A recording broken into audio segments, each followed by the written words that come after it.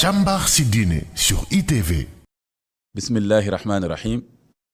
alhamdulillahi rabbil alamin.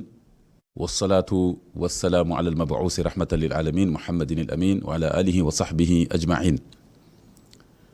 ñu ngi nuyu képp koo xam ni moo ngi topp di seetaan E-Media ci jumtukaay yi nga xam ni ci lay jàllale xibaar ak it ay émissions religieuses rawatina émission càmbar ci diine bi ngeen di topp saa su ne ñu leen koy dégtal di leen ko wan ci alxamis bu nekk ci 21h30 di jox ñëpp seen cër ak seen wàccuwaay di baalu àq ñëpp di baal àq ñëpp di nuyu ñëpp ci àddina bi wërngal këpp moo xam ñu ngi Sénégal di ñu seetaan moo xam ñu ngi bitim réew di leen wax asalaamaaleykum wa rahmatulahi barakaatu où que vous soyez, paix sur vous. ITV ici et ailleurs mooy produire chaque fois émission yoo xam ni dañ leen di dikkal ci xew-xewu jamono woo ñoo xam ni am nañ ci li tubaab di wax expertise, am nañ ci jaar-jaar ak xam-xam bu xóot bu yaatu waaye itam woo koo xam ni ku géeju la ci l'islam mu indi ci jàngatu l'islam. xam ngeen miin ngeen ne léegi loolu mooy format wu càmbar ci diine. di nuyu ñi nekk ci xarala bi Ramatoulaye Diop Sall ak yeneen techniciens yi nekk ci wetam ak it jeune caméraman yi ñoom ñëpp di leen ñaanal tawfiq di kontaan lool ci seen liggéey ndax ci seen liggéey ngeen ni mën a jotee émission yëpp rawatina émission bii di càmbar ci diine. su ko defee ñu tànnal leen tey benn tomb boo xam ni waxtaanee ko du bett kenn ndax xam ngeen ne fan yi am na ci sunu njaboot ñoo xam ni seen i bakkan rot na ñu faatu ci géej gi doon dem plage rawatina ay xale ay jeunes moo tax ñu jël thème bi ni ngeen ko gisee ci affiche émission bi des plages meurtrières causes et responsabilités.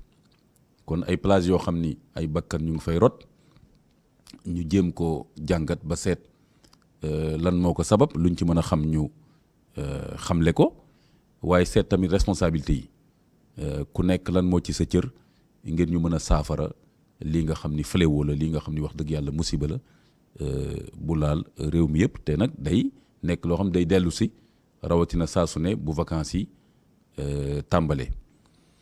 kon loolu mooy seen titre émission mooy mawduu bi mooy tomb bi nga xam ni moom la ñuy waxtaanee tey ma nar ko séq nag ak ñaari kàng fóore ku nekk ci li nga gën a géeju kenn ki di kan di Njawar El Hadj Njawar Diallo nga xam ni sama xame ak moom yàgg na lool depuis université ma nekkoon imam ci jumaa ja mu nekkoon ndaw waaye nekkoon ku yittewoo lool l'islam mi ngi may fàttali léegi ne bokkoon na ci classe yi nga xam ne yore woon naa ko foofu di jàngale tajwid alquran mooy ni ñuy jàngee alquran jàng bu sell ma ne ko man sax xawoon naa fàtte loolu mais xam naa ko ci jàkk ja ak ci l'islam depuis yàgg na. kon keroog sama xel ne yar ci thème bi mu ne waaw Njawar day xaw naa ko gëj a gis tuuti waaye du ñàkk dina mën a sawar ñëw ci waxtaan bi surtout que xam naa ni domaine am la géeju na ci loolu dina feeñ ci biir émission bi. kon El Hadj Njawar Diallo maa ngi lay remercier baax a baax ci sa teew di ñaan borom bi defal la tawfiq ba li nga bëgg a indi ci émission bi nga indi ko.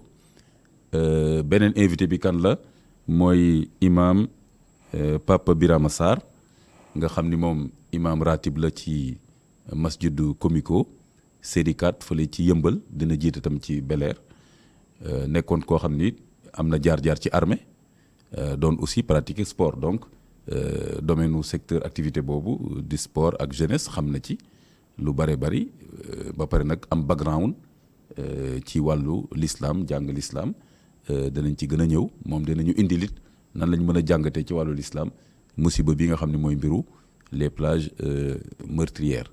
kon balaa ñuy dugg ci waxtaan bi ma jox El Hadj Ndiawar Diallo mu nuyoo bu paree ma jox imam Papa Birama Sarr mu nuyoo ñu doog nag dugg ci biir waxtaan bi El Hadj Ndiawar merci d'être venu à vous la parole.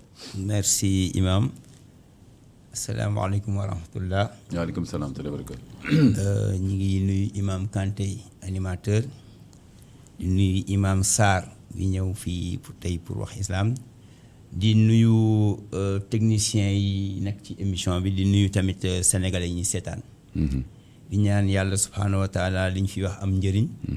bokk ci li nga xam ne dina indi li saafaraal. li ñuy dund nii. ni nga ko waxee mu nekk actualité. man maa ngi tudd El Hadj Ndiawar Diallo. nekk maître nageur sauveteur de formation. maanaam loolu laa def. bokk naa ci jeunes yi Mamadou Diop. à l'époque. maire de la ville de Dakar. jël ci mouvement associatif. boole leen ak groupement national des sapeurs pompiers ñu tàggat leen pour ñu mën a déployer aussi plage yi. donc 93 ak léegi xëy na tuuti ndox jàll na. diggante bi tamit. yëngut naa ci mbirum sauvetage. parce que nekk naa membre fondateur bu association des maîtres nageurs sauveteurs et surveillants de baignade. ba ñu ngi créé le 26 décembre 1998. nga xam ni li ñu taxoon jóg c'était en fait une contribution.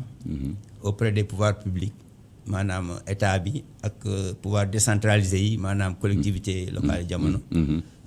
à l'éducation civique et citoyenne. Et à la promotion du sauvetage maanaam ci jamono jooju dañ bëggoon sauvetage dox. ba yegg ci yenn kii boobu ba léegi nag ñu ngi ciy yëngatu. moo tax tey bi nga ma invité. ma sawar ñëw indi sama contribution. comme ñëpp a ngi ci plateau yi ñëpp a ngi indi. mu ñëwee fi tamit tour fédération. parce que fédération sénégalaise de natation et de sauvetage man maa yore commission sauvetage aquatique. depuis 2012 defe naa. d'accord voilà donc ci titre boobu laa ñëwee. tabarkalla xëy na bu ñu duggee ci biir. voilà ñu dolli tuuti ci présentation bi. li ñuy xaw a def ci formation yu bokkul ak yi ñu def Sénégal. tabarkalla El Hadj Ndiawar Diallo kon kenn du ne mais ki imam invité vraiment est-ce que xam na dossier bi yaakaar naa ni wax dëgg yàlla c'est dans ses cordes dossier la boo xam ni jekku na ko yàgg ci mais am na lu ma frappé El Hadj Ndiawar Diallo ci li nga wax sànq mooy le fait que le maire rahmatullah alayhi mi ngi ci bàmmeelam yàlla na ko yàlla yërëm xaare ko aljanna Mamadou Diop le fait que moom mu tànnoon ay jeunes dont yow boole leen ak sapeur pompier pour ñu former leen sauvetage mais loolu lu yéeme la parce que loolu lu am solo la parce que lu tax ma wax ko mooy d'abord parce que affaire sauvetage yooyu nit ñi dañ ko xawoon jàppee loo xam ni daal amul boobu solo dinañ ci ñëwaat ci biir waxtaan bi xam nga affaire fatalisme maanaam Sénégal moom en général prévention sauvetage yooyu ñoom dañ ko xaw a négliger ndogalu yàlla nangam ak nangam ku warta dee doo dee sa dee moo jot moo tax nangam moom kon pionnier la ci gis ne dañu war a former du personnel pour loolu benn la ñaareel ba mooy ñooñu mu former lépp lu ñu def ci ay sauvetage imaam xam na ci dara loolu tuyaabale yu koy fekk ci bàmmeelam parce que loolu c'est très important te loolu daf mooy troisième point ba ci jeexale day tax tamit daf ñu war a gën a jox ñun génération yi fi nekk nii humilité par rapport ak suñu aînés yi parce que ñi nga xam ne ñoo ñu mag te jiituñu fi amoon ay responsabilité léeg-léeg nit ñi dal ci seen kaw ba da ngay yaakaar ni musuñ fee def dara wala musuñ fee def lu baax loolu tam je crois que c'est très important ñu def ci attention kon daal yokk lu baax foog naa c'est important te bañ a jàpp ne avant yow wala démb dara amu fi woon kii ngi nii benn exemple ci domaine bi de produit d'un maire qui avait vu que ni loolu c'était très important de le faire xam naa dinañ ci gën a ñëwaat ci biir waxtaan bi alors imam Pape Birama Sarr yow tam ma jox la nga nuyoo bismillah inna alhamdulillah nahmaduhu taala wa nasta'inuhu wa natubu ilayhi wa na'udhu billahi min shururi anfusina wa sayyiati a'malina man yahdihillahu fa huwa al-muhtad wa man yudlil falan tajida lahu waliyan murshida wa nashhadu an la ilaha illa allah wahdahu la sharika lah wa nashhadu anna muhammadan abduhu wa rasuluhu wa baadu asalaamaaleykum wa rahmatullahi wa barakaatu. waaleykum salaam. ñi ngi sant borom bi subhaanahu wa taala di ñaan yàlla mu tàggatal ñu suñuy xol ak suñuy cër si li mu gërëm. amiin. ba lii nga xam ni moom la ñuy entamé yàlla jox ñu si li ñu ci tax a jóg muy solutionner problème yi nga xam ne moo nekk suñu kanam. comme ni nga ko waxee man de seen benn mbokku daara laa boo xam ni am na chance su jaar armée je suis de la classe 81-3. donc def fa 36 ans yàlla def depuis 2017 laa génn waaye comme ni ñu xamante depuis 30 ans si tool bi la ñu nekk muy al amru bil maaruf wa nahyu anil munkar mooy sunu mission maanaam fexe ba fu ñu toll di digle ak mbaax di si jéem a tegu di tere ak mbon bokk si ñi nga xam ne dañoo gëm ni islam benn sumuliya la benn globalité la boo xam ne bàyyiwul benn bunt donc fépp foo xam ni gis nañ ni mu ngay sooxe rek suñu devoir moo ñu jéem a fexe ba soppi situation boobu comme ni ko alayhi salaam santaane man ra'a minkum munkaran fal yughayyirhu bi yadihi fa in lam yastati' fa bi lisaanihi wa in lam yastati' fa bi qalbihi wa dhalika ad'aful iman di nuyu képp koo xam ne nuyu nga ko moo xam ku nekk si plateau bi la wala ku nekk feneen di ñu seetaan muy nuyoo bi ñu yàlla subhanahu wa taala tànnal muy jàmm ak yërmande ak barke yàlla na ko yàlla def si yéen. amiin yaa rabbal aalamiin Imam Papa Birama Sarr kon gis nañ am nga kon expérience jaar 36 ans du ay fan yu néew ci armée ba pare nga làq li nga làq tam ci li doomu daara yëpp làq ci wàllu xam-xamu l'islam incha allah ci biir émission bi di nga am temps gën a jàngat li nga xam ne moo ñuy fi boole tey ci plateau bi muy kon les plages meurtrières wala des plages meurtrières causes et responsabilités su ko defee ñu dellu ci xarala bi ci Rama après ñëwaat nag dugg ci biir càmbar ci diine. gaaral bi.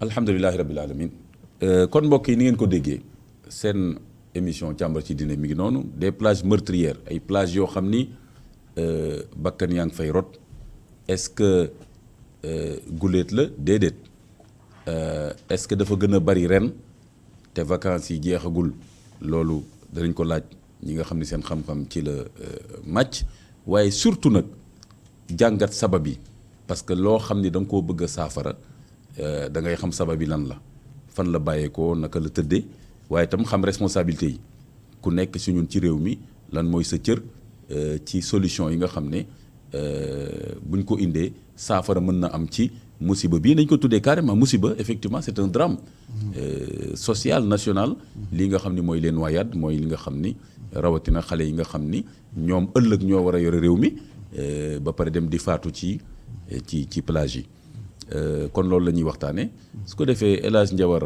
Diallo li ma lay njëkk a laaj am na gis naa ci say fonction macha allah yàlla defal tawfiq formation yi nga def bëri na sa jaar-jaar bëri na sa expérience yaatu na ci collectivité éducative loolu mooy lan parce que ñun dinañ miin lu mel ne collectivité territoriale ak yu mel noonu mais collectivité éducative loolu fan la toll ci réew mi ak lan ngeen ci mën a indil ñu doog a dugg ci biir yeneen laaj. waaw collectivité éducative suñ ko doon tënk dañuy wax ni benn regroupement la maanaam ndaje bu nga xam ni day am ay mag ak ay ndaw mën na am ay góor ak ay jigéen waaye li ko particularisé mooy dafay am benn but éducatif maanaam dañ fay jàngal nit ñi ay savoir faire ay savoir être ay compétences de vie wolof fi xaw na des tuuti. waaw mais nañ ci jàppalante waaw ni nga ko mën a waxee rek waaw. xam naa mooy que ay doxalin xale bi koy tàggat. waaw ba mu xam boppam. waaw ba mu xam moroomam. ba mu jox cër moroomam. ba mu xam place am ci société bi. ba mu xam lan la ko société bi di xaar ci moom. te mu am tam ay man-man ay compétences. te mu am ay mën-mën. waaw voilà maanaam que tey jii nii dina mën a. bu tumurankee mën na cee génn. dañ koy jàngal tuuti tumuranke ci ñenn yi dañ koy jàngal tamit civisme ak citoyenneté. parce que loolu sax mooy cœur bi xol bi dëgg mooy dañ leen di renforcer ci civisme ak citoyenneté. maanaam bokk ci réew mi bokkin bu rafet daal. voilà citoyenneté bi. vivre ensemble dans la diversité. loolu lañ leen di jàngal parce que c'est une vie collective. respecter ak yelleef ku nekk ci société ku nekk ñu jox ko cëram. ku nekk ñu jox ko àqam ku nekk ñu jox ko yelleefam. léegi nag dañ koy wax ni loolu jàng la c'est une forme d'éducation. mooy waral ñu naan éducative. collectivité c'est la vie collective. mais nag li ko caractériser mooy njàngale bu nga xam ne c'est en dehors de la famille et en dehors de l'école. D'accord. waaw loolu mooy caractéristique mooy que donc ay nit yu dajaloo la. D'accord. jógee ci horizons divers war a sampandoo benn projet war ko dundandoo war a échanger war a capacité woonte daal ku nekk jàppale sa morom ba ku nekk bu fa jógee am yokk am découverte maanaam gis leneen. xam leneen jàng nit ak yu mel noonu daal loolu moo ko tax a jóg. mais tur bi ñu ngi gën a miin Sénégal mooy colonie de vacances. waaw mais collectivité moo gën a yaatu. parce que collectivité colonie ci la bokk. colonie mooy xale yu am 7 ba 14 ans. war a daje pendant juróom fukki fan ak juróom. wala 3 semaines mooy ñaar fukki fan ak benn. ci benn bërëb à l'internat ñoom ñëpp ñu isolé wu. nekk entre ñoom jàngal xamante jàng àdduna. mu am beneen forme bu nga xam ni moo gën a oyof moom la ñuy wax centre aéré. maanaam xale bi dañuy ñëw suba si 9h. ba 18h ñu dem ne fa la ñuy yendu. même programme yi la maanaam dañ leen di tàggat mooy yar mais yar bi par l'animation la animation pas animation au sens de tëgg ak way comme ni ko nit ñi jàppee. mais animation mooy jox vie à un groupe. animation dafa pluriel mais boo nee animation yi dañ foog ni tëgg ak way la mais tëgg ak way outil la moyen la à côté de leneen ak leneen pour tàggat xale yi ci civisme ak citoyenneté ak compétence de vie bi ma wax léegi. moo am beneen forme bu nga xam ne nag dañ koy wax patronage mu gën a ci oyof. parce que xam nga colonie il faut beaucoup de moyens donc ñëpp duñ ci mën a bénéficier. ñu ne léegi nañ pour démocratiser ko pour tas ko tuuti nañu wàcce lu gën a oyof tuuti mooy centre aéré xale yi fa lañuy yendu fa lañuy añ. moom nag lu ñuy wax patronage mooy moom demi journée la. da nga ñëw suba. 9h ba 13h wala nga ñëw ngoon 15h ba 18h. mais les programmes sont les mêmes différence bi rek mooy bii pension complète la internat dañ di lëlu yéen kese. bii dañ di dem di ñëw di yendu bii dañ ñëw suba wala ngeen ñëw ngoon moo am nag camps yi tamit camps yi moom ado yi lay njëkk concerné mooy ñi nga xam ni passé nañ 14 ans. mu nekk benn cible bu intéressante bu nga xam ni Sénégal des nañ ko exploité. parce que xam nga adolescence la. souvent vocation di juddoo. et les adolescents. sont dépositaires de am nañ potentiel bu énorme boo xam ni Sénégal ba léegi exploité guñ ko. D'accord. waaw j'ai eu l'occasion de diriger 2 camps d'ados mais je me suis rendu compte que c'est une cible bu am solo mën nañ fa lijjanti lu bëri ci personnalité nit ki ci personnalité nit ki waaw foofu nañ ko gën a liggéey. mu am aussi les camps de jeunesse mooy ñi nga xam ni am nañ entre 18 ak 25 ans. loolu li ci ëpp day am ay utilité publique mooy camp chantier mooy da ngeen di dem fenn pour par exemple ñu ne hôpital bi yàqu na. reboisement. réfection mosquée disons ay édifices publics ak ay lu nga xam ni communauté bee ko moom. baax na trop loolu la ñuy jéem a def toujours ak soubassement wu renforcement civisme ak citoyenneté. loolu moom mooy loolu la ñuy mën a tënk ci terme générique collectivité éducative donc ay forme la. ay âge la. mais ñoom ñëpp ñoo bokk li ñuy def. ren campagne bi ubbi na ministère day génne chaque année benn lettre circulaire. lettre circulaire day am thème. thème boobu la ñu war a liggéey donc tey jii nii ñi nekk Sénégal yëpp. di yëngatu ci forme collectivité éducative ma wax nii. dañu am obligation travailler sur civisme et citoyenneté et riposte contre la Covid. loolu mooy thème central mooy thème ren bi. waaw léegi nag thème boobu boo ko tegee ba pare yow mi nga xam ne yaa koy jiite bu la neexee ak kii la ko sant ngeen ut sous thème. d'accord sous thème bi yéen xam lan ngeen bëgg ci tamit dolli xale yi. waaw bu la neexee tamit moom lu ñuy wax dominante day mel tey nga ne woon dominante bi tey xam sa diine la. dominante bi sport la. dominante bi découverte la. dominante bi natation la. ku nekk suivant li nga jàpp ni loolu nga bëgg say doom kii ko boo ko waxee ki koy diriger loolu la ñu tuddee directeur moom da koy jël en compte si projet am xool naka la koy opérationnaliser naka la koy def ba ñi muy àndal ñu leen tuddee encadreur de collectivité éducative muy ay moniteur ak ay directeur ak ay économe mën a xool ñoom parce que loolu mooy seen cœur de métier naka lañ koy tënkee. ba doxal ko jóge ci programme éducatif bi. nga xam ni état bi moo ko wax. ak projet éducatif état bi la ak ki nga xam ne mooy organiser. loolu la ñu tuddee œuvre organisatrice. mën na nekk société mën na nekk beneen kii. ñëw nag léegi ci projet pédagogique bi nga xam ne yow da nga koy tënk li état bi bëgg. ñu mujjee ko nag ci projet d'activité maanaam lan ngay def pour dundal loolu. lan ngay def ba xale bi comprendre lan mooy riposte contre la Covid. loolu nga koy tasal ak lan ngay def ba xale bi. di dund civisme ak citoyenneté ci camp bi wala ci colonie bi ci CE bi daal disons. tabarkallah jeexal. tabarkallah yaakaar naa du man rek maa nekkoon koo xam ni xamul woon exactement contenu lan mooy collectivité éducative. tur bu neex a dégg la mais il fallait bien nga tas ko nii pour ñu xam lan moo ci nekk te je crois que lu am solo la ci wàllu ni ñu war a taxawee ndaw yi ci réew. parce que am na événement yu fi jàll bu yàggul mars ak avant boobu sax mais question boobu fondamentalement day dellu si toujours rek mooy suñu réew lan la tegal ndaw yi ci wàllu encadrement ci wàllu citoyenneté ak yooyu donc question boobu daf fi nekk ba tey donc je crois que lu mel ne collectivité éducative actualité bi daf ko mettre en avant et que maintenant il faut que ñu xam ne war nañ ko gën a bàyyi xel gën ko toppatoo dans les politiques publiques pour que réew mi gën a tegu ci yoon parce que réew moo xam ne dañ naan 70% en moins de 30 ans su ma juumul yaakaar naa ni kon lu mel ne collectivité éducative yi dafa nekk un levier benn jumtukaay boo xam ni boo ko dooleelee mën nga régler problème yu bëri mën nga anticiper tam ay fitna yu bëri je crois que loolu c'est très important n'est-ce pas léegi kon El Hadj Ndiawar Diallo ba tey bàyyiwuma la parce que damay ñëwaat léegi si question actualité bu douloureuse boobu nga xam ni mooy suñu thème sax tey ci wàllu noyade yi mooy ay xale ñu ngi lab fan yi rek wax nañ ci foog naa fukk yu lab ci côté Malika et cetera voilà mais loolu xam nañ ne day répété wu chaque fois vacances yi bu jotee di nga dégg ñu ne ay xale lab nañu parce que dafa tàng kër yi dafa xat ñu dem ci plage yi mais léegi dama bëgg am une première analyse rek avant ñu koy tas bu baax mooy yow ak expérience bi nga ci am état des lieux maanaam tey jii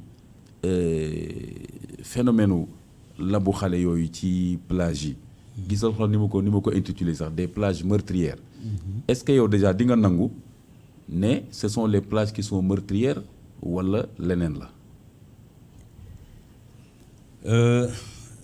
boo nee plage meurtrière mën nañ koo nangu suñ koy nangu nag day fekk tamit ñu identifier yenn plage la parce que est-ce que plage yëpp ñoom meurtrière fooguma ko c'est vrai que mooy actualité bi les gens sont émus et c'est normal ñu ngi ci profiter di jaale ñi ci yàlla jël yëpp subhanahu wa taala heureusement di rafet njort parce que ñoom comme dañoo lapp moom am na lu ñu ci waxoon yal na yàlla yërëm xale àjjana ñu ngi jaale seen njaboot yëpp voilà seen waajur yëpp donc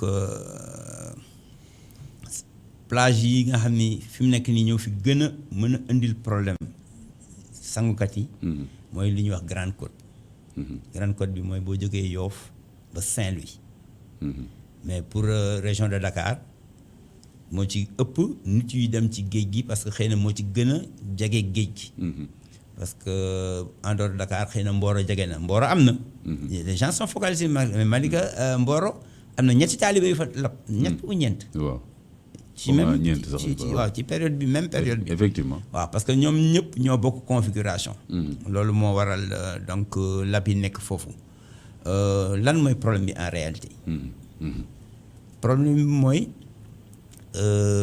mbirum plage dafa dox di avancer te organisation bi ko tënk toppeewul ni ma ko mënee wax boo ma baalee ma dellu si tuuti ci Mamadou Diop boobu yàlla na ko yàlla doon leer ak yërmande avant moom mën naa ne xëy na ñett ou ñeenti plage yi ñu doon fréquenté à Dakar boo nee plage des enfants mooy ci lagon ba ci jamono yi avant dindi xeer yi di kii. moo doon Anse Bernard moo doon cour de cassation essentiellement mooy fi ñu wax à l'époque ça s'appelait plongeoir. plage yooyu ñu doon fréquenté te plage yooyu mën naa ne sax fréquentation bi ay ñaari weer laa nekk. mooy fin année bi nii. ak tout à fait début vacances bu tawee rek nit ñi dañ daan arrêté géej. léegi ñu dem ba nit ñi di fréquenter géej waxuma sax été bi kese de. mais am na sax ñuy dem ba ci seddaay bi. xaw ma ndax xam nga Ngor club aquagym bi fa nekk par exemple ñooñu dañuy fonctionner année bi yëpp. année bi yëpp waaw. xëy na ñoom sax groupe la mais am na ñeneen ñu nga xam ni de manière individuelle dañuy fay léegi pour dire quoi pour dire que en fait. donc phénomène baignade dafa progressé. kon dafa xew daal kon daal léegi dem tefes dem sangu ji dafa xew. dafa xew mais bu xewee nag ni ma ko waxee léegi nii autorités yi dese nañu toppee parce que li ñu jàng ñun. ci mbirum baignade. mooy dafa war a am ñetti bërëb yu ñuy war a ràññee mu leer. mooy bërëb bu nga xam ne dafa dangereux. danger dañuy wax fii kenn waru fa sangu. donc kenn waru fee sangu nit ki si boppam moo ko war a intérioriser nangu ko te nit ki bu ko intérioriser nangu ko du fa sangu soxla ñu fay teg force de l'ordre soxla ñu fay def dara. ñu ne fii dañ ko aménager maanaam defar nañ ko mooy ñëw leen sangu. ñu ne fële dañ ko bàyyi mu libre mooy ku fa sangu loo fa dal yaa ko teg sa bopp. si noonu lañ ko mën tuddee. parce que tamit nit ñi wax ji ni muy neex ak bëre yëpp mënuñu surveiller code bi yëpp. loolu mënta nekk. donc forcément naam ay lu ñuy wax endroit libre. yi nga xam kenn du ko surveiller. man nag moo amee sama coobare dawal ba foofu dem dugg fa. lu ma fa dal maa ko teg sama bopp. pour firnaal un peu li ñuy wax ni ku sangu à tes risques et périls même boo demoon tey ji ci hôtel. ñu ne la hôtel bi piscine bi dañ koy surveiller de 9h à 18h. boo fa nekk tool est-ce xam bu la neexee nga yeewu 20h dem sangu ji. bu la neexee nga ñëw 7h du matin sangu. mais boobaa la dal yaa ko teg sa bopp. d'accord mais boo fa sangoo diggante 9h ak 18h bi hôtel bi ne moom moo yore sa responsabilité. d'accord loo fa dal hôtel bi moo koy kii. d'accord donc léegi pour dire que ni maire yi ñoom seen bopp dañu waroon identifier kon recenser yooyu yëpp mooy fi dangereux. fi libre. ak fi ñu aménagé. mais identification bi rek doyul fi ñu aménagé mooy lan. aménagé mooy def fa benn dispositif. maanaam xam nga fii dangereux. warul am dispositif day mel nga ne pooru. d'accord Dakar fii moom lor kese la. voilà day mel nga ne géeju Ngaye xam nga ñu ngi ci liste yi boo xoolee liste plage yi. ay Lat Dior ay Pasteur. waaw xam nga boo seetloo amul plage ci boppam. voilà ay rocher la. ay rocher wàcc ndox. waaw ah day mel ne Mermoz fi gars yi di sengalu di. ay nappee xeer yu mag rek la waaye. voilà xam nga yooyu du plage. mais dañ ko si listé. dama wax ne loolu endroit la rek milieu aquatique la mais bu dangereux. mu am nag léegi bu nga xam ni autorité bi xam na foofu jël na matuwaay ba kenn waru faa dem. jël na fenn fu nga xam nag dafa ne fii man ñi nga xam ni maa yore maa am délégation pouvoir public naka lañ koy waxtee délégation de service public bu ko état bi jox. dama koy aménage naka laa ko mën a wax dama koy organiser. dama koy organiser da nga koy yéwénal. waaw. mooy dinaa yombal yegsi bi. tëral ko ci anam boo xam ni. waaw nu fa nit di yegsee rek day nekk lu ñu saytu daal lu ñu seetlu. voilà waaw teg ko ci yoon yegsi bi lay yomb. parce que naa la wan ni. bërëb bii boo ko toppee. tali bi boo ko toppee wala flèche bi boo ko toppee di nga dem ci. plage sangam. d'accord plage sangam boobu boo fa demee di nga fa fekk ay nit yu nga xam ne dañ leen jël pour ñu surveiller la. boo fa nekkee di nga fa gis matériel bu nga xam ni moom moo ñu leen di jëriñ pour ñu mën a saytu boo fa demee di nga gis lu ñuy wax. zone de baignade maanaam dinañ teg ay firnde yu wane ni. diggante fii ay mandarga yu wane ni fii. fii ba fii. ba fii. moo xam 150 mètres la moo xam 1 kilomètre la mais. la mu jàpp ni moom ci responsabilité mën na ko assurer. loolu lay natt ko tamit ci biir ndox mi loolu dañoo front de mer front de baignade. xaw ma naka lañ koy ci wala front mooy. diggante tefes gi. ak fa nga jëm. waaw mën naa ne. xóotaayu ndox mi. waaw xóotaayu ndox mi xam nga loolu mi ngi dépendre si géej gi. waaw am na géej nga xam dañoo tës. waaw xëy na boobaa 25 mètres nga def wala 50 wala yaa xam. am na géej nga xam dañoo tàlli. boobaa mën nga gën a sore. donc en fonction de géej gi ni mu mel noonu ngay tegee sa front de mer. léegi front boobu ngay teg noonu maanaam kii bi. limite bi. non lii jëm ci biir nii. waaw fu muy yem rek. soriwaay bi. waaw soriwaay bi. waaw soriwaay bi. ak yaatuwaay bi. waaw loolu nga teg noonu. loolu mooy sa zone te loolu sa responsabilité nga engagé maanaam loolu moo tudd ni ku fi dara jot ci waxtu. yañ koy surveiller parce que foofu la maire war commencer. waxtu bi ñu mayee. waaw nit ñëw fa sangu. waaw parce que maire dafa war jël arrêté. ne bërëb sangam de tel jour à tel jour ca waxtu bi ba waxtu bi man maireu telle localité man maa leen wax ñëw leen sangu. mais Ndiawar Diallo. mais justement est-ce que loolu. est-ce que loolu ci sa expérience yow. maire yi ñu ngi koy def. wala ba fekkee am na ñu koy def tamit est-ce que nekkul benn lim bu néew ci sa expérience yow. waaw sama expérience jàpp naa ne man ville de Dakar. mi ngi ci góorgóorlu. donte des na tuuti. d'accord mais mi ngi ci góorgóorlu. parce que moom mi ngi recruter personnel. am na personnel permanent. maanaam ñi nga xam ni chaque CDI dañu am. ak personnel saisonnier ñi nga xam ne ay temporaire lañ dañuy am contrat de 7 mois pour renforcer été bi. bu été bi jeexee ñu libéré waat leen. ba été prochain ñu jëlaat leen donc loolu personnel bi réglé nañ ko. problème matériel bi ñi ngi koy réglé avancé nañ ci jéego yu rëy et def nañu sax ren beneen jéego parce que dañu ut poste de secours. parce que loolu mooy norme bi poste de secours. en terme de en matière de dispositif de secours de surveillance et de secours. donc am nañ ko ñeneen ñi nag xam naa dañoo xëy na jàppeewul mbiru bañaat lu am xëy na solo bu leen jaral. ñu war cee def ay jéego.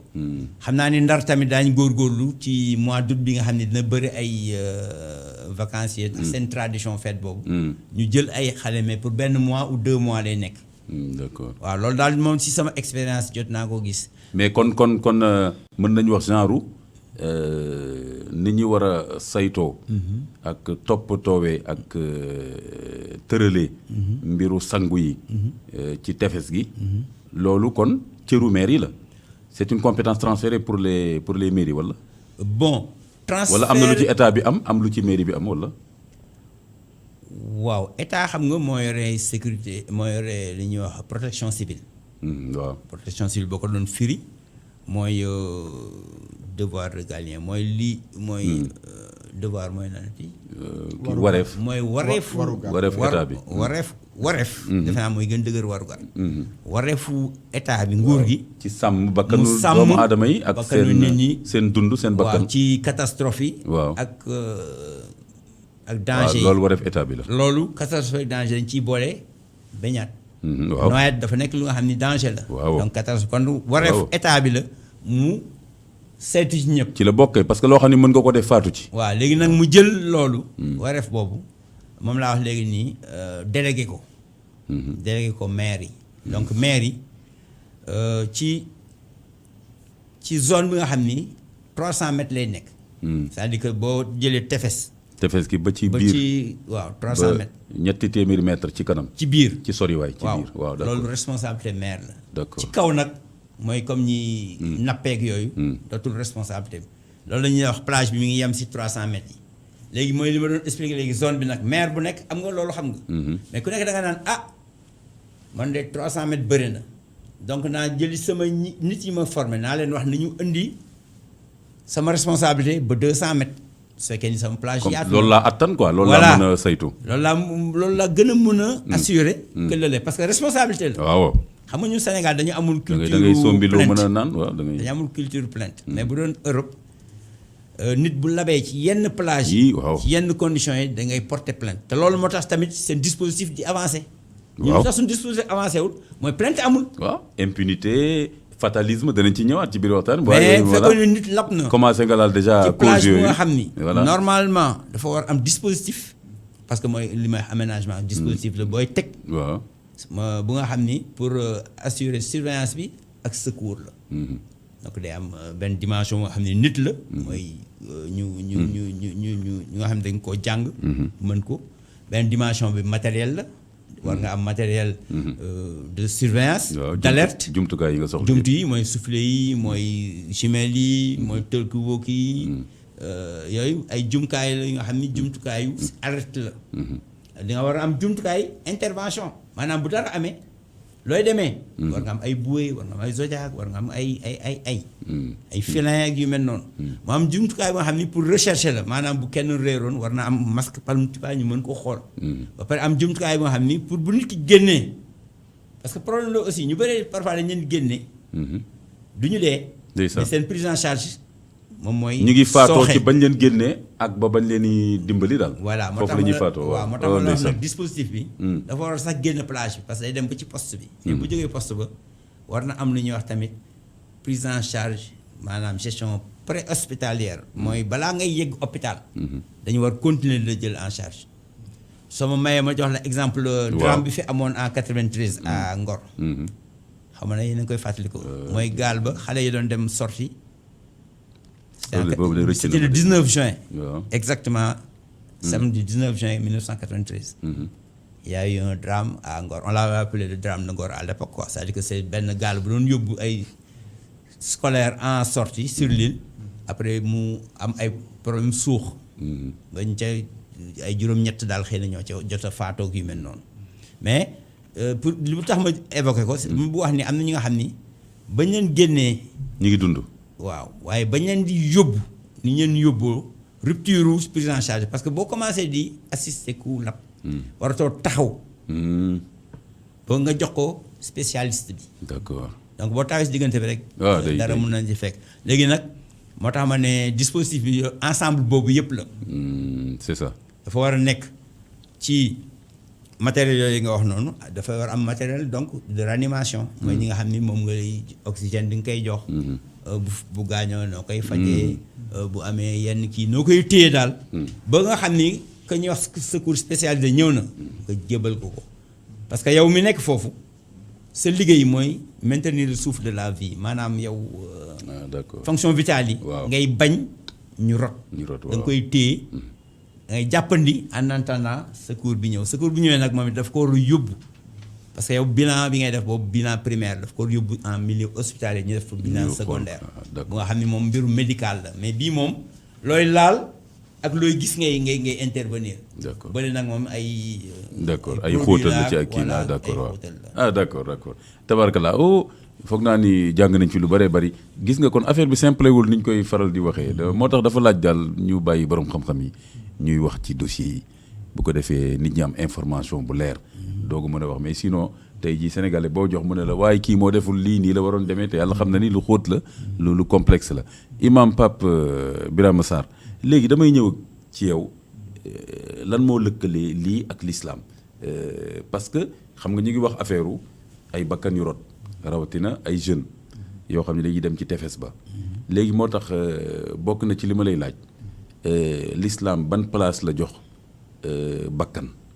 bakkanu doomu aadama parce que Sénégal dafa mel ne ñoom léeg-léeg comme ni ma ko waxee sànq fatalisme maanaam bakkan bu war a faatu day faatu mën na indi yenn càggante yi ndogalu yàlla tam lu bari lañ cee dugal mais ñu ñëw d'abord ci tomb boobu ban importance ban valeur la islam jox bakkanu doomu aadama ak lépp loo xam ne dafa war a saytu bakkanu doomu aadama boobu rawatina ci suñu thème bi nga xam ne mooy mbiru ñooñu di dem ci tefes bi lan la ci l'islam jàngale lu ñu war a def la wala dañu war a bàyyi nit ñi ku nekk lijjante ko nam ko neexee foofu laay njëkk a tàmbaleeg yow balaa ñuy dugg ci yeneen développement.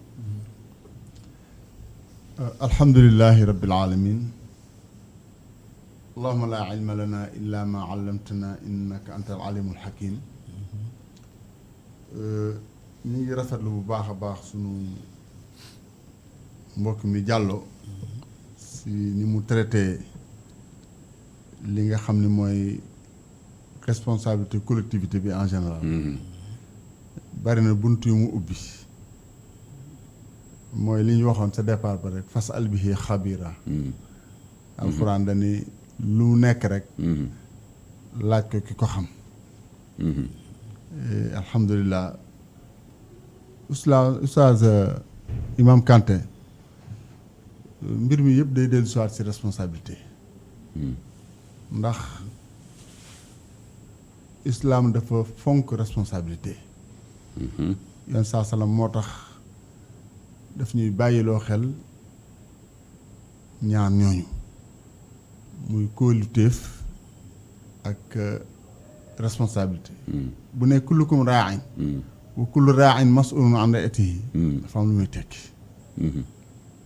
te it islam d'accord ci fatalisme maanaam lu jóg rek ñu ne ndogalu yàlla déedéet firi ñu xadis bi nga wax noonu la nga ne kullukum raa'in yan saasam dafa wax ni kenn ku nekk ci ñun ab sàmm la moo xam waajur bi la moo xam état la moo xam benn démembrement de l'état la comme ni nga fi tudd yi yëpp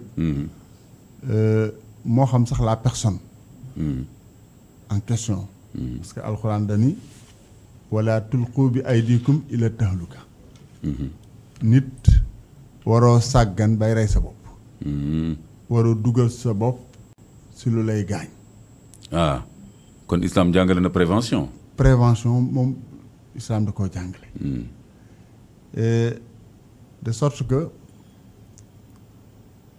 ni ma xalaate ni bu ñu ko bàyyee xel dinañu jariñu ñu ñëpp ci waxtaan wi mu ñu gën a insister ci cause yi ak responsabilité yi parce que bakkan islam da koo fonk yàlla dani boo reyee benn bakkan da nga mel ni ku rey adduna bi yëpp kon loolu mooy crime contre l'humanité kon loolu moom noonu la ko yàlla tëralee dafa wax ni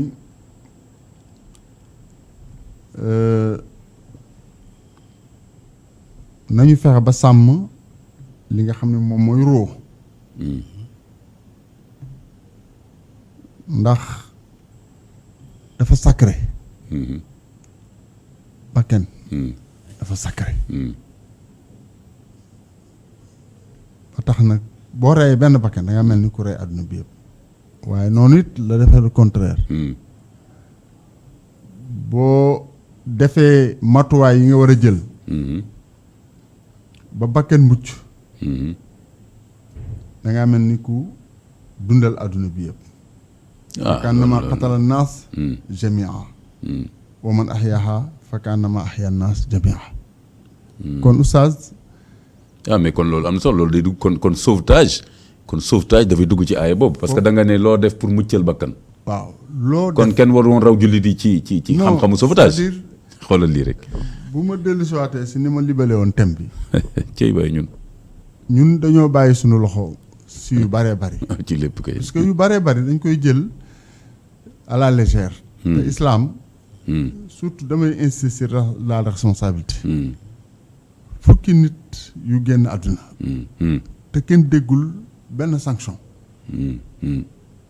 non am na problème comme ni mu ko waxee plainte amul sanction amul plainte amul sanction dafay xew na rek nañ jàll continuer ba kañ non warul demee noonu selon l'islam islam dafa nekk diine boo xam ne dafa ëmb lépp bàyyiwul dara quoi c'est une globalité sumuliya la fii nag ñu ngi fiy gën a interpeller ñi nga xam ne ñoom la yàlla dénk responsabilité muy waajur bu la yàlla joxee doom joxula ko noonu rek yàlla bu ne yaa ayyuhal ladina amanu qu anfusakum wa ahlikum naara loolu beneen sëf la bu dal ci kaw parent bi yàlla ni ay yéen ñi gëm yàlla fexe leen ba mucc ci safara waaye fexe leen ba seen njaboot mucc ci safara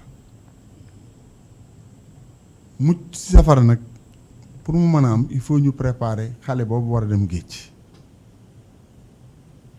il faut ñu préparer ko bu ñu delluwaatee surtout Shams alxuraan dafa yéeme borom bi subhaanahu wa taala dafay waat si ay mbindeef wa shamsi wa duhaaha wal qamari ida talaaha ba ëgg si wa nafsin wa ma sawaaha fa alhamaha fujuraha wa taqwaha qad aflaha man zakkaha wa qad qaaba man dassaha loolu dafay dellu siwaat si la responsabilité de l'individu et la responsabilité parentale boo bëggee firi ñaari aay yàlla daf ni yàlla dafa defar bakkan da ko mooñ ak ñaari caractéristique bi si njëkk mooy moo mën a baax buñ ko baaxalee waaye moom mu ne yàlla da ko bind avec toute son immoralité wa nafsin wa ma sawaha fa alhamaha fujuraha mën na baax comme mën na bon. voilà mën naa baax ba mel ni malaaka waaye mën naa bon ba yées iblis mais il appartient donc aux responsables ñi nga xam ne ñoo nekk ci ginnaaw muy waajur yi ak état ak ñeneen ñu waajal xale boobu nuñ koy waajale oustaz dañuy mel ni xale bi benn magasin la walla benn chambre contenant de tout maanaam lépp luy lu baax mi ngi ci xale bi waaye lépp luy safaan mi ngi ci xale bi ku buñ ko tàggatee ku mën a sawar la waaye buñ ko sàgganee ku tayal lay doon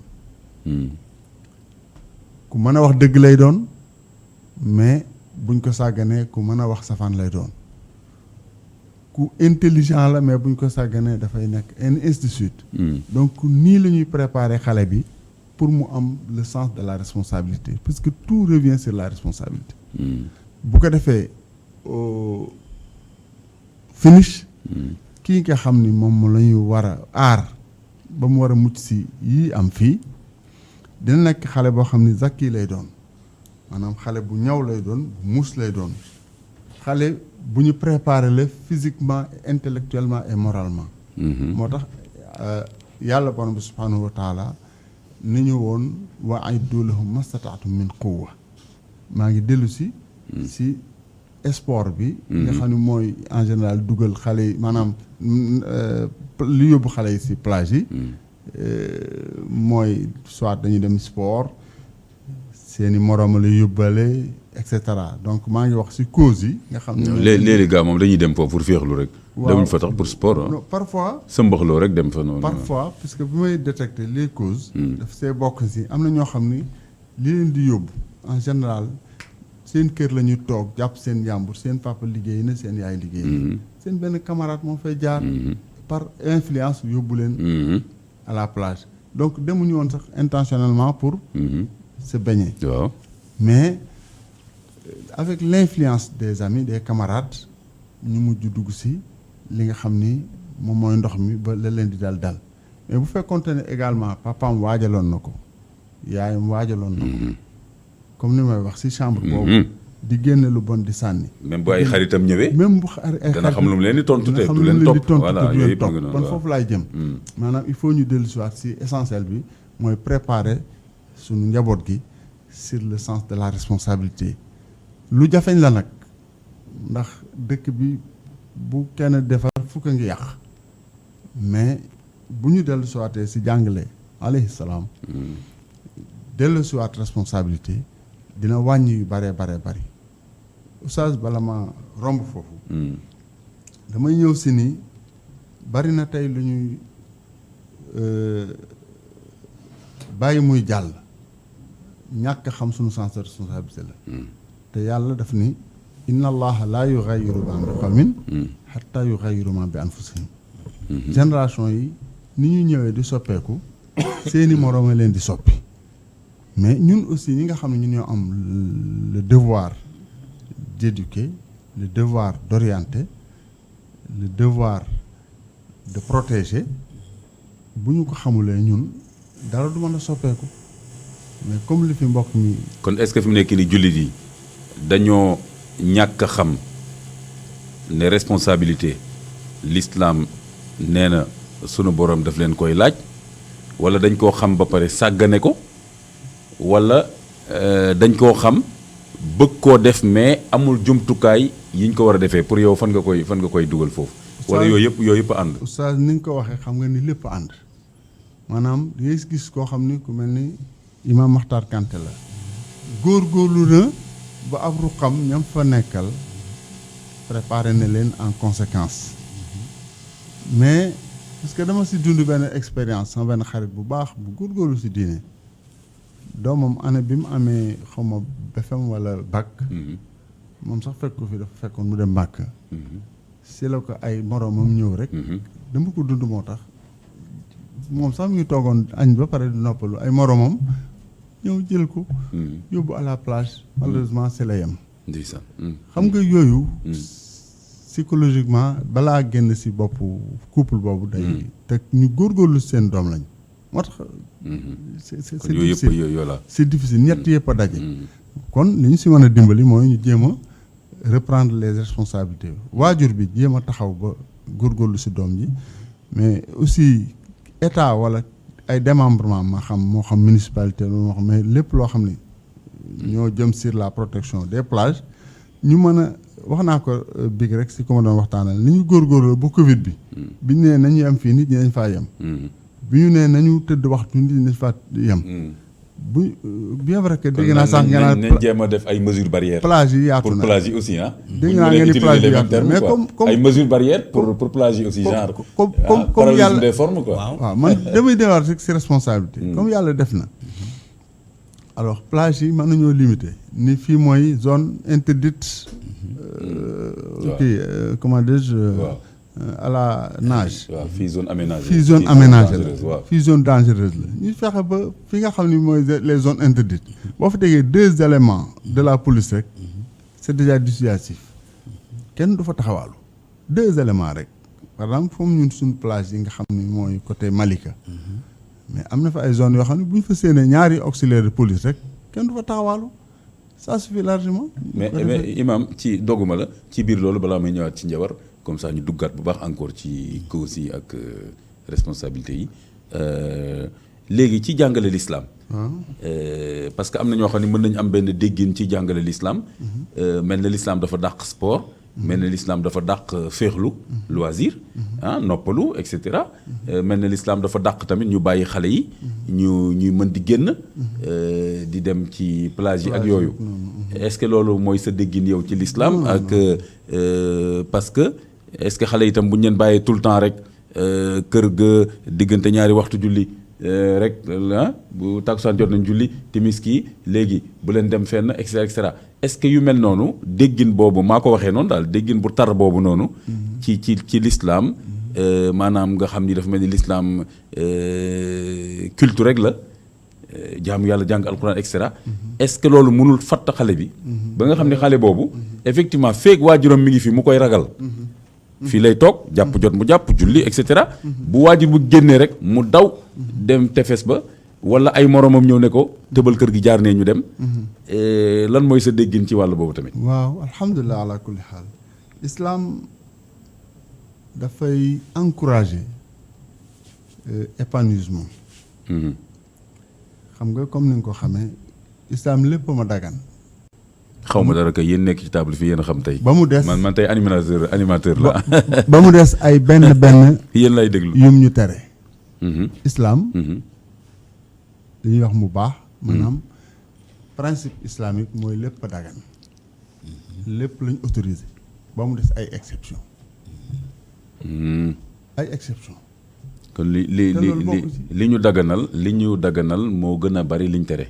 waaw ci li ñu sama déggin tere tere si islam. maanaam xaraam. ay exception la. d'accord xoolal ma jox la misaal.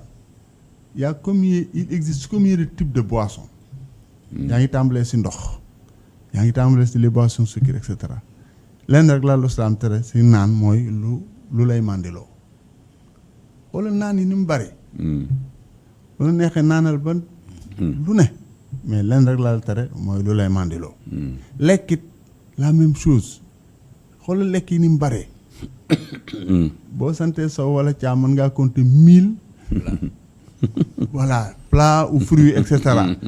mu def ay exception mun la lekkal xar ainsi de suite. mais mun la mbaam ko bàyyi ko fa. donc ay exception la. naka noonu. sport it islam da ko fonk ba pare di ko recommander. donc dem ay plage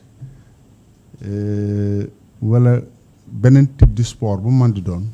ba mu des dóor si kanam ak yi nga xam ne mooy exception yi rek. comme loolu taxu ñoo jóg tey. mais lépp loo xam ne dafay defar physiquement doomu aadama bi islam da koy encourager ndax al aqlu salim. jismi salim. nit ki pour nga mën a nekk jullit bi nga xam ni moom la yoon saasam ni al muminul qawi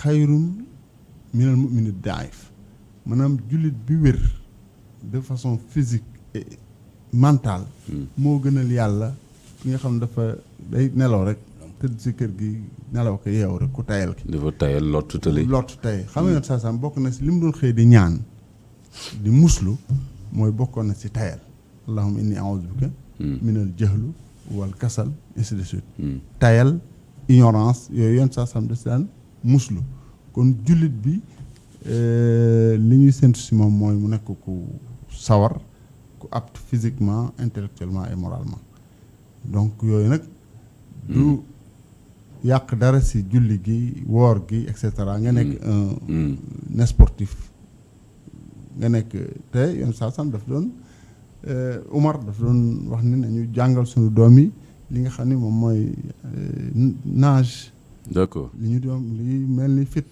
kon léeg-léeg mu am njuumte ci dégginu l'islam parce que léeg-léeg nga dégg koo xam ni ki turu l'islam daanaka lépp lu dul julli woor ak jàng alquran daf ko jàppee caaxaan waaw xam nga léeg-léeg nga dégg sama yenn mbokk oustaz yi ñu taral ci wàllu boobu déggin yooyu yaakaar naa mi ngi wàññeeku yéen a ngi fii di perte seen temps rek nekk fii di footing ak di nangam dam leen jàngi alquran nangam mi ngi wàññeeku parce que ce genre gi duñu leen bàyyi si loolu parce que buñ la gisee defaat équilibre bi tuuti noonu voilà buñ la gisee sur ce plan yan saa salaam daf see joxe ay jàngale yu bëree alhamdulilah waxoon naa fi léegi benn addis boo xam ne bu gudd la sax bu jëm si ni ñu war a yittewoo la forme physique de l'enfant waaw loolu yan saa salaam daf si daan bàyyi xel bu baax a baax bon am na nag beneen déggin mooy comme ni gaañi di wax ni ak dunya sijnul mu'min wa jannatul kaafir xam nga bu fekkee dangaa dégg ni islam yëpp ay interdit rek la voilà da ngay daal di jàpp ni noonu ngay dégg hadis bi quoi da ngay jàpp ni islam moom voilà àdduna kaso jullit la donc et que àjjana lay xaar mais fii mënu fee am jàmm waru fee féex waru fee noppalu waru fee am loisir am na ñuy déggee noonu xam nga loolu ñàkk dégg digg l'islam la parce que islam dalaa may jox la ay liberté yow ku góor ki mën ngaa am soxna benn ñaar ñett ba ñeent pour ñi nga xam ni santuñu nen ni mais kon tënku la beneen bi mooy kulu washrabu wala tushrifu lekk leen naan leen lim lay tar rek mooy yàq kon bàyyi na la da lay jox le temps nga lekk lu la neex naan lu la neex ainsi de suite boo demee si beneen kon kay xatalu la kon kay du kaso xatalu la fenn kon déggin ba kaso bi mooy bi nga xasee ba nekk ab jullit si sa coobaree bopp am na yoo xam ni dañ naan la sañuloo ko afa man kaana mu'minan ka man kaana faasiqan laa yastawun ki gëm yàlla mënul yem ak ku ne ki gëm yàlla dañ ne ko booy génn bu dee jigéen par exemple ñun la solal nii nga war a solo jox la benn coupe donc mënuloo yem ak ki nga xam ni amul benn contrainte sur ce plan mais yàlla moom li ñu bëggal mais foofu loolu Sénégal imam gis nga des fois erreur bi ñuy def foofu noonu après ma ñëw ci njawar comme bi nga jëlee kaawu jigéen bi noonu en général seetlu nga ko jigéen ñi sax ñooy gën a toog ci kër yi parce que seen papa ak seen yaay dañ leen di teel a wan ni jigéen dafa war a gàtt tànk wala tam buy génn donte woon sax c'est vrai que léegi mi ngi changé mais xale yu góor yi moom en général dañ leen di teel a sax xaw a libéré doxi leen xale bu góor toog rek da nga yambar ngeen baal ma ci wax bi mais su ko defee loolu day tax xale yi ñeme lool di dem fu sori di dem ci tefes bi di réeri ñun bi ñu nekkee xale ne doon ànd ak ay xaj yu am rage di rëbbi àll man daanu naa ci garab sàcc kii màng lu sama page waajur duñ ko yëg sax yooyu mi ngi may metti sama yaram bi ba tey nii ak dem fu sori foo xam ne sa waajur bu déggoon ne dem nga fa sax danaan kii tey ma rey la ak dóor mais en général boo dee góor ñëw ak sa kilote bu tilim yëpp rek dañ naan góor la léegi est-ce que yooyu mentalité boobu tamit taxul xale yi tey gën a ñeme tefes yi alors que xëy na buñ ko encadré woon seen ngóora boobu en général virilité masculine boobu du leen yóbbu ci ñuy xaru presque genre xaru mooy genre jël trop de risque quoi. Trop de bay risque, dem ci tefes waaw. yeeg yooyu. mais yooyu tamit mais- ñu war a mais- seetaat la de. mais oustaz sur ce plan xam nga dañuy dund benn réalité ñun ay xam nga mooy li ma wax rek inna allah la yughayyiru ma bi qawmin hatta yughayyiru ma bi anfusihim gis nga les générations firi laay bi firi ko. maanaam li nga mën yàlla du la ko defal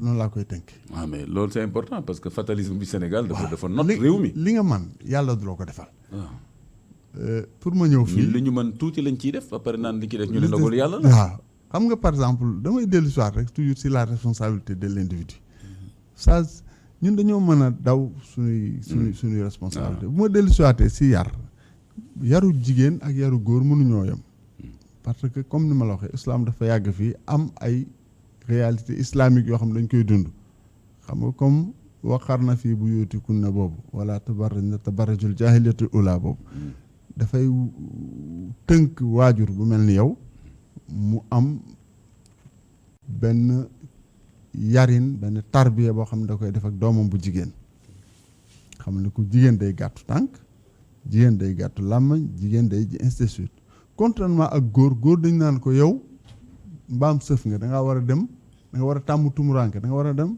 wuti indi ainsi de suite puisque effectivement moom la yàlla yan boobu même après le mariage les responsabilités si kawam lay tegu. peut-être fi problème bi nekk mooy da ngaa war a tàmm muñ ak tumuranke est-ce que loolu dafa firi da ngaa war a dem ci tefes yi. frivole non dugg fu la neex foofu la problème bi nekk. non mooy li ma la wax. xam nga léegi xale yi ngay romb lii actuellement ñu bëri di dem ci tefes yi noonu. est-ce que xale yooyu mën nga wax ne ñii moom dañ leen wax da ngeen war a ñeme tumuranke dem leen. déedéet le problème mooy bala ñoo génn kër ga. yar bi. bari na ñun ñii tey suñu tey nu ñu mel nii tey sa biir néeg ba la. nee naa xale bi comme ni ma la ko waxoon surtout Shams dañ ko war a tarbiya dañ ko war a tàggat. dañ ko war a tàggat ba lépp lu bon si moom ñu jël ni sànni lu fay des lu baax xale bu génnee dina xam fu muy teg tànkam foofu laay waxee. sens boobu laay waxee c'est-à-dire moom c'est dañ koy jël misaalu benn magasin contenant de tout. lépp lu baax mu nga fa. lépp lu bon mu nga fa. potentiellement loolu nga fa potentiellement mu nga fa. éducation bi mooy tax léegi nag ñu il développer yu baax appartient yi aux éducateurs. ñuy développer la fa baax muy gën a baax. la nga xam ne mooy safaan ba ñu koy génne di sànni. alors que finalement bu génne voilà ñun li ñu xaw a dal nag mooy dañuy boyal nit ki fii ci te làq ko ci mooy li ma la wax làq ko ci ni bon nit ki li mu war a am dana ko am yàlla ñëpp la fi nekkal ndogalu yàlla bis bi nga war a faatu bu jotul doo faatu yooyu yëpp day tax finalement li ñu waroon def ci ay action ak aaya boobu nga indi ne yàlla nee na du ma soppi lu ngeen soppiwul yéen seen bopp donc responsabilité doomu aadama loolu fi nekk yi dañ ko xaw a manqué dana ci ñëwaat El Hadj Ndiawar léegi xam nga lan laa bëggoon dama bëggoon ñu tënk les causes principales parce que soo ko yaatalee damay ragal sax mën nga sax ne ni ma naanee sama kaasu ndox sax moo tax xale bi faatu ci tefes bi parce que boo duggee ci yenn détails foofu sax ngay mujjee te loolu day mujj ridicule moo tax ma bëgg nag léegi les causes principales te causes principales yi c'est un expert qui peut lay donner ku mel ni yow les causes principales yi nga xam ne tey mën nañu wax ni lii mooy li gën a not ci sabab yi tax tey faatu bi ci xale yi surtout mel ni ci tefes yi ci plage yi. waaw loolu moom naa ci sawar tontu parce que en réalité boo seetloo. la bi njëkk am. mi ngi amee ci période bi mooy fin d'année. d'accord exemple bi ñu fi wax yëpp ay exemple scolaire la. parce que le réflexe sécuritaire n'est pas évident chez les jeunes. xaw ma naka laa ko mën a tënkee mooy xale du am. sàmm sa bopp. waaw xale yi dañ koy sàggane daal. dañ koy sàggane dañuy ñeme loolu daal waaw. te vie de bande. dafay indi excitation. ah d'accord tey jii maanaam xale yi bu ñu dajoo ci mbooloo. di dem ci plage ba. waaw ànd ak ñu góor ñeeg ñu jigéen ñeeg. daf leen di fital voilà daf leen di fital waaw. day am électricité dans l'air excitation daal. waaw di dëgg la. léegi excitation boobu. day li ñuy wax ni dafay développer instinct de mort. instinct de mort day développer wu. mooy man dem nañ géej. ma ne nañ dem xeer ba léegi. waaw. ma dem kante ne waay Njawar dem na. waaw man damay dem. waaw ah d'accord. lan ci Njawar nekkul ci yow.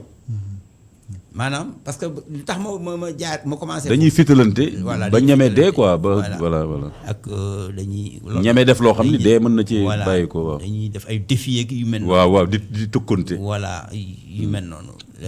li la koy firnal. mais boo seetloo bu demee ba saison bi avancé. waaw été bi. kon déjà wax nga loo xam ne man maa ngi ciy bàyyi xel bu baax. déjà âge bi daf ciy joué. xale yi bande daf ciy joué ak liste de ak bande. le fait que ñuy fitalante. en bande. di waaw ku nekk di may sa morom fit. waaw ak di tëkkonte noonu. Voilà. en bande. ak tam wax nga troisième élément bu intéressant mooy que période bi. voilà c'est-à-dire période vacances yi. fin wu année scolaire nga xam ni tey jii da ngay dem def composition. après ngeen libre. wala ngeen ñëw prof bi ñëwul ngeen libre. parce que boo seetloo tey jii nii. toutes les plages sont bondées mais ñu fi nekk ci plage scolaire te amul ku ci tàggu parent am sax bu ma dëgëri fit loolu laay wax. te quelque part Ndiawar. quelque part parents yi seen bopp sax dañ leen di xaw a bàyyi en disant bon def nañ seen composition ba pare quand même il faut qu'on les laisse reposer yooyu tamit. daf ciy joué parfois parents duñ ko yëg sax parce que man li tax ma duggee foofu. comme ni ma la wax léegi bu ñu demee ba dëkk bi affaire bi dem ba avancé ba stabilisé wu. nga xam ni léegi gars ñi bu ñu dem plage par famille la ñuy dem. foofu y a moins de problème. plage virage ci plage yi gën a dangereuse la bokk. mais plage virage lu tax du bëri problème. waaw mooy presque c'est une plage bi nga xam ni. c'est convivial c'est familial ay famille rek a fay nekk. ah d'accord moom ak ay plage Mamel. soo demee loolu c'est intéressant. c'est deux plages extrêmement bon pas extrêmement. waaw c'est trop fort mais c'est des plages dangereuses. waaw Mamel ak virage. mais c'est des plages yu nga xam ni seen taux de noyade bëriwul parce que boo seetloo ay mag a fay dem ak ay famille mais fu xale yi bëre. mais Ndiawar qu'est-ce qui explique ça. léegi moo tax ma plage yooyu ay famille dafa dem ak ay mag dafa am une réglementation dañ ko aménager noonu wala tradition la fa il faut nga expliquer loolu parce que. tradition lu tax ma wax la loolu. mooy que ni problème su amee. waaw fi affaire yi ñàkkee problème. foofu ngay dem seet fooy jëlee les bonnes pratiques. vous êtes d'accord avec moi. moo tax ma bëgg a insister ci cas boobu. li nga wax ni c'est intéressant effectivement problème de tradition la d'abord. ensuite xale yi dañuy jël te bokkul ci plage yi nga xam ne dañ ko jëlandoo par exemple tey jii nii Ngor lañ jël. ak BCEAO. ak ay Malibu disons la Grande Côte. Malibu BCEAO Ngor mooy plage yi recevoir le plus de monde. Ngor moom c'est catastrophique parce que Ngor firnde mën a jox bi gën a tuuti. dama toog koroog may xalaat quoi ma ne mais fii bu amoon benn mouvement de foule. subhanallah catastrophe day am. parce que promiscuité ba fa am kenn mënu ko décrire. ñii ngi naan 3000 personnes ñii ngi naan. est-ce que ëpp ko. ci benn plage bu gàtt. amul leen foo ni circuler. ni dans l'eau ni sur la plage. waaw loolu déjà c'est un problème de responsabilité. léegi dañuy bàyyi ba benn jour moom mouvement de foule. yàlla dañ ko yàlla ëmpale. ba am problème ñu doog ko xalaat ni pourtant fii dañu war a wàññi ñi fiy dugg. voilà donc la responsabilité revient j'y viens à la responsabilité beneen cause a ngi noonu c'est-à-dire que le fait que ñu libérer nit ñi. ci plage yi. sans aucune norme. voilà loolu tam problème bu rëy la. parce que normalement dafa c'est la responsabilité des pouvoirs publics et des mairies. voilà ci biir responsabilité bi bu ma dellu see damay wax ni tamit mbir bu partagé la c'est-à-dire que ñun dañuy am habitude di dóor rek ci nguur bi. état ñun dañ ci am responsabilité. man tey jii ma ñëwoon Ngor ak sama famille wala ma ñëwoon Ngor samay doom gis ni mu mel waruma dugg que may jaay billet aussi waruma jaay. parce que da ngay day mel ni tey jii rek nga ne woon yow da nga am benn oto buy def 25 places. 30 nit ñëw présenté wu nga ne da ngay yóbbu 30 yi. waaw problème boobu. ñi dugg ñi nangu loolu te xam ni 25 lañ ci bind. ils sont responsables mais yow mi leen jaay tamit 30 te xam ni 25 yéen ñëpp am responsabilité donc lab bi daf ci am loolu maanaam culture de plage. la nit ñi amul. maa ngi fàttaliku ñun ba ñuy créer association bi si suñu objet yi la bokkoon culture de plage promotion de la culture de plage. parce que nit ki bu amul culture plage mënul comporter wu correctement sur une plage. effectivement. mais il faut nit ki xam ni du parce que da nga dem plage rek da ngay sangu. nit mën naa dem plage teggi ni yelloo ak plage daal. voilà parce que nit mën naa loolu yarul ci nit ñi quoi. voilà mën na dem plage du sangu. te loolu nit ki du ko xamal boppam il faut ñu yar ko ci. parce que fa mu dem noonu. football moo fa gën a yell que sangu. wala bés boobu mu dem parce que plage bi dafay changer. de plage bi nga fi bàyyi démb nga fay fekk chaque fois. gis nga voilà doguma la mais dégg naa benn maire. mu wax lu am solo foofu bu attiré sama attention. mais dafa ni. bokk na ci li mu wax daal. daal ne donte woon sax benn waay tontu na ko ne ko waa est-ce que yéen li ngeen war a def ngeen ko en tant que maire bon loolu leneen c'est vrai dinañ ci ñëw. mais moom dafa ni bokk na ci luy tax lab yi gën a bari. mooy que dañu bàyyi xale yi ñuy dem ci plage yi. gëmloo leen ni plage pour sangu rek la. alors que mën nañu defar plage loo xam ni xale bi du soxla dem ci biir ndox mi ba fay faatu comme ni nga ko waxee léegi. defar terrain muy fubal wala def leneen du jàpp ne foog mu dem dugg ci ndox mi bay sori ci biir bay ba ciy lab. voilà xam nga loolu si gestion lu ñuy wax gestion intégrée d'une plage dafay am aspect boobu mooy des activités alternatives à la baignade. maanaam ko tey jii nii ñëw nga BCEAO. tey géej gi mayewul. comme c'est dangereux waaw. parce que lii wala sama mbokk génn daal li ñuy wax géej day maye c'est-à-dire que tey jii géej day neex. ëllëg même géej gi nga ñëw du neex. waaw gis nga. donc yow bu fekkee da nga jàpp géej gi fi bàyyiwoon démb. nga fi fekk tey. moo duggee da ngay am problème. moo tax ma ne loolu mooy culture de plage c'est-à-dire que da ngay ñëw tey nga xool wala nga laajte bu fekkee dispositif mi ngi fa ñu ne la tey jii nii loolu laa doon wax tamit mi ngi nekk ci responsabilité mairie bi nga xam ni ki ko fa toogal mooy li ñuy wax chef de poste. maanaam le responsable de l'équipe de sauveteurs. que muy jël drapeau yi di ko méngaleeg la géej gi joxe. xam nga dafa am lu ñuy wax statut général d'une plage. masalan boo xooloon géeju Ngor. tefes Ngor. dañ jàpp ni géej gu bu baax la bu amul benn problème. loolu lañ jàpp ñun ñëpp. waaw pourtant Ngor man loolu la jàpp. waaw di nga fa ñëw te lu tax ma jàpp ko mooy li fa nit ñi dem lu bari. di nga fa ñëw fajar bu nga xam doo ko xamee nag. di nga ne est-ce que fii la woon. pour wax na ni day soppeeku. léegi soppeekoo bu yow en tant que yow responsable da nga ko war topp.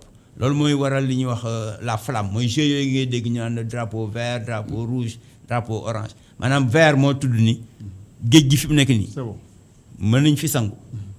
surveiller nañ ko. amul danger particulier léegi mën nga dem ba si yàgg géej gi changé day mel ni nga toogoon Ngor rek benn ay requin di fël wala leneen lu di ñëw wala benn danger wala comme ni ma waxee vague yi jóg bay dóor ba ci kii bi dafa changé di xëcc courant da nga war a changé drapeau bi ñëpp dañ ko xamoon mu ni dañu war sangu càggante Sénégal moom tey changé na man damay jël responsabilité def orange dama ragal ki yore drapeau bi dama ragal mi ngi ci WhatsApp am di waxtaan mën nañ fee sangu waaye am na danger on se connaît entre nous oui léegi bu ñu la fii mën nañ fee sangu waaye am na danger yow sa réflexe mooy li ma wax culture de plage mooy boo ñëwee li nga war a njëkk a laajte mooy lan mooy nature danger mooy lan mooy danger bi ak fan la féete nga ne ma côté bi am na lii ma dem fële kon xam naa fan la xam naa lan la mais du war ma ñëw rek fekk ñu def drapeau orange ma ñëw rek dugg directement te pourtant moo fekkee vert dama war a ñëw rek simmee ko dugg parce que dañ ne ma fii autorisé nañ ko maanaam maye nañ ko fi sangu surveillé nañ ko am na ñu lay saytu te amul danger particulier loolu lay signifié bële nag mooy mën nga fi sangu de waaye am na danger donc mais justement Ndiawar mais dispositif yooyu yëpp nga wax. waaw est-ce que c'est appliqué sur le terrain. waaw gis naa ko ci ay plage quand même. am na ci quelques plages waaw am na plage yu mu nekk am na yu mu nekkul. moo tax le responsable bu ñuy ñëwaat dañuy déparé ci état bi. état bi moom responsabilité am du dara. lu dul mën na ci dugg déjà sax lu dul def benn cadre bu nga xam ni c'est un cadre normatif plus bon xëy na mot bi dafay fort mais contraignant mooy bu gën a mën a tënk maire yi. waaw parce que tey jii nii ba heure bi ñuy wax nii. li nga xam ni moom la ñuy état bi di sant maire yi. mooy da leen di wax rek def leen. te benn protocole lañ ko defee woon ca jamono ja 2004 pour wax ni ak association des maires lañ ko signé woon alors que dañ ko signé ak maire bu nekk. te loolu sax du sax signé mais dañu war jël loi. loi bi wax lu leer. ku nekk lan mooy war a def. loi moo la koy tënkaloo. ba pare sànq su ma juumul sànq da nga wax ni après maire bi dafa war a def arrêté moom tamit. maire bi dafa war a jël arrêté. maire bi jël arrêté. tey jii bu ñu demoon vérifier tey ci mairie yi est-ce que bëri na maire yu jël arrêté. actuellement alors que vacances yi commencé na. arrêté boobu moom moo leen di tënk. te comme ni wax donc culture plage mooy toujours dañu war a seet plage bu nekk lan mooy réalité am na plage yoo xam ne kenn fa sangu suba. am na plage yoo xam ne dañu fay sangu suba. mais Ndiawar justement xool naa rapidement. liste un peu plage yi ñu def ci dans la presse et tout. mais il me semble que plage yu bari. à Dakar en fait plage yu dangereuse la. yoo xam ne kenn mënu cee sangu wala. waaw bon dafa mel ne à part fan mooy fi ñu mën a sangu à part peut-être fii même Ngor sax bu dangereux la non wala. non Ngor plage. mën nañ sangu Ngor ak c'est que Ngor moom problème bi mu am actuellement. li ñu fa war a def comme aménagement mooy ut ce qu'on appelle les zones tampons mooy fu nit mun a jaar bokk. mooy li ma jox misaal ma jox tey benn nag bu jógewoon village bi taw dugg ci biir nit ñi. mën na am mouvement de foule. alors que waroon na am benn zone bu nga xam ni te loolu dafa yomb Ngor xam nga dafa yomb mooy Ngor ñetti buntu la donc buntu bu nekk rek mën nga fa def benn délimité benn 2 mètres.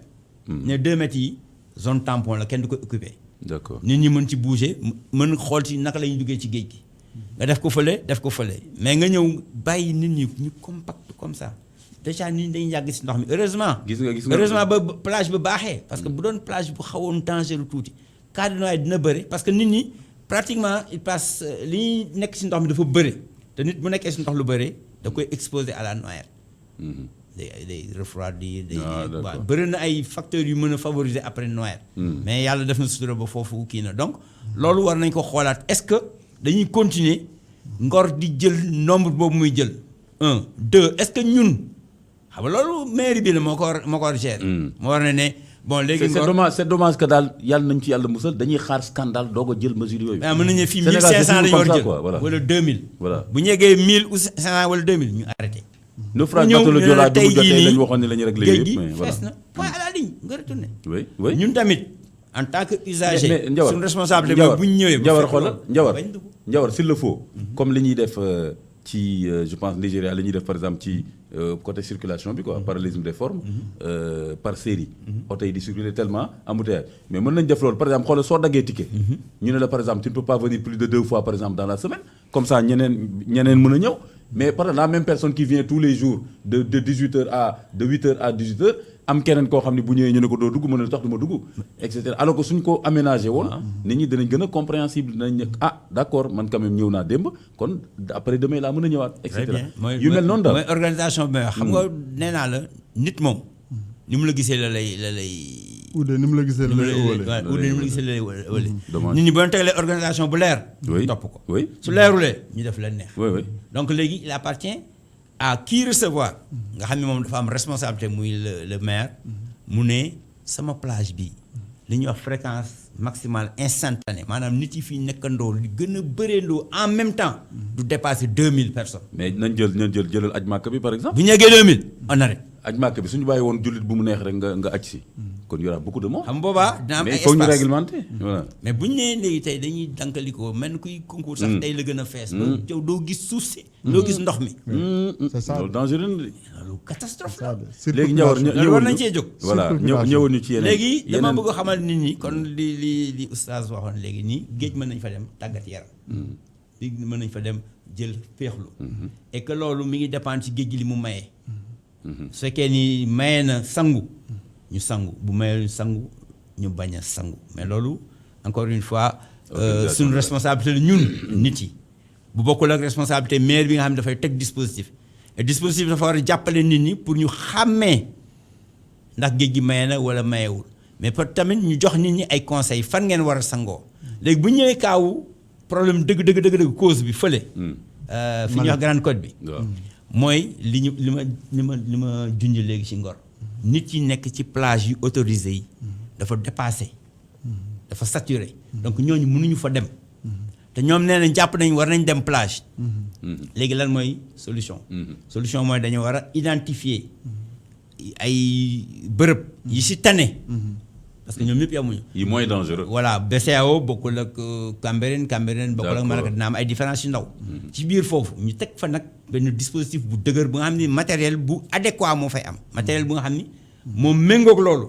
xam foofu mënoo fa teg Zodiac parce que balaa Zodiac bi dem moom problème la fa teg par exemple lu mel ni scooter de mer mën na ne fës dem yoonam nga xool ban dispositif nga fay teg bu nga xam ni ak yan heure la ak nit ñi nga xam ni jàng nañu phénomène bi fa nekk parce que c'est un phénomène phénomène boobu la ñuy wax les techniquement on l'appelle courant de Bayes dafa mel na léegi rek ay dénivellation yu wute yu tegloo fii dafa am pax fii am tës 200 mètres plus tard mu am pax donc ay cycle la day am cycle yi nga xam ni vent bi mooy ngelaw bi ak houle bi mooy vague yi ak kii bi ñooy ak marée bi seen conjonction ñett yooyu mooy indi moment yi day suul moment yi day gas mu am cycle bu mag bi ba pare am cycle bu ndaw yi ci journée bi léegi loolu boo ko miinulee boo ko maîtriser wulee da ngay génn dem fii nga tës nga am tànk tu es à l'aise nga toog ba saag li mbokk génn da def passe ba toj nga bëgg dellu si foofu nga surux affaire bi xëcc la dugal la ci canal bi jëm biir su la xëccee looy dal da ngay tiit soo tiitee da ngay jéem a xeex da ngay pour génn fekkatu xam nga boo après da nga waroon bàyyeeku da lay déposer 200 mètres plus loin il faut mu teg la fenn moom faw mais nag yow looloo dul dal sa xel mooy maa ngi gis ni oustaz mi ngi nii à 10 mètres xëcc na ma mi ngi 20 mètres xëcc na ma mi ngi 30 mètres 50 non il faut mu ñëw voilà mais Ndiawar loolu indi problème mais Ndiawar déjà li nga wax nii mais su ma bàyyeeku woon rek daf may yóbbu ba xëy na 100 mètres de oustaz de mais dana ma teg fële na ma yóbbu ci plus loin fu nga xam ne dina tës mais Ndiawar boo xoolee ba xool nii boo seetee ba seet d'après li nga wax nii déjà responsabilités yi elles sont partagées mais boo seetee ba seet vraiment les premières responsabilités mi mooy diggante état bi ak les mairies